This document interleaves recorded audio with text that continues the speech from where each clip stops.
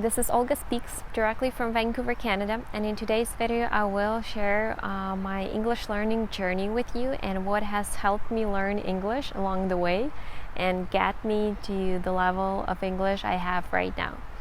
So step number one is having a textbook, a workbook, and a student's book. So this is like a core basis of everything, is having a curriculum. So meaning you need to have a vision, a way where you're going, and also a way how to get there. And so to me that was having the upstream books. You can see them on the screen. So back in high school, about 10 years ago when I graduated, we were using the upstream books, and each year we'd move up a level and we'd progress in our English learning journey. Apart from those books, I'd recommend having a textbook for grammar. So grammar is the core basis of everything, and you need to have immaculate grammar. So having separate materials, resources on phrasal verbs. So to me that was super important because not all of the phrasal verbs translate the same way in Ukrainian and English. And so I would recommend having something like that, a book for the phrasal verbs separately. Also, another resource that I had was having two huge dictionaries. So one was a big dictionary at home that I was using to translate. So I am a native Ukrainian speaker, and sometimes I needed to translate words from English into Ukrainian and vice versa. So I would use this huge dictionary to find the words. Maybe I was when I was hesitant about their meanings. And I also had a pocket dictionary, so a smaller version that I could put into my bag and take with me to school, or I could open it up whenever I wanted to look up a word if I needed to. So step number two is reading, right? Sounds fun, but you need to keep in mind that, okay, maybe you won't understand everything super perfectly at the beginning, but you have to read as much as possible. So when reading, you are training your visual memory to memorize the words. So you're looking at the word, okay, you are reading the whole thing, and then you get the context of the word after having read the whole thing.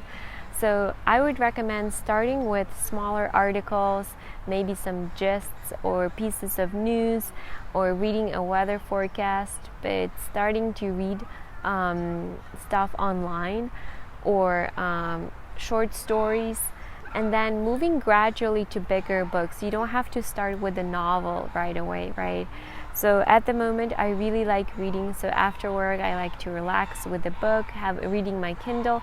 At the moment my favorite book is The Testaments by Margaret Atwood, and I also enjoy watching the series. This is my favorite series, The Handmaid's Tale, on Hulu. Step number three is watching as much stuff in English as possible. So be it movies, be it series, be it TV commercials, anything. Just start watching in English, in the original, with the subtitles, of course. So when I first started watching the movies, I always had the subtitles on, and I was so much focused on reading and understanding the subtitles that I forgot to look at the picture. So keep in mind that you have to focus on both the picture and the subtitles, and then if you don't know a word, it's totally fine, it's totally okay. You'll get the meaning of the word after you have watched the episode, the movie, so it's totally fine. So my favorite TV series at the moment are The Crown on Netflix and The Handmaid's Tale on Hulu. And I'm really big on watching the TV series. Step number four is practicing as much as possible.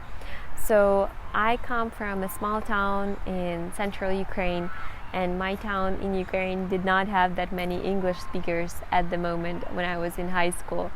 So we only had one US Peace Corps volunteer who came to our school and who organized all kinds of English activities for us.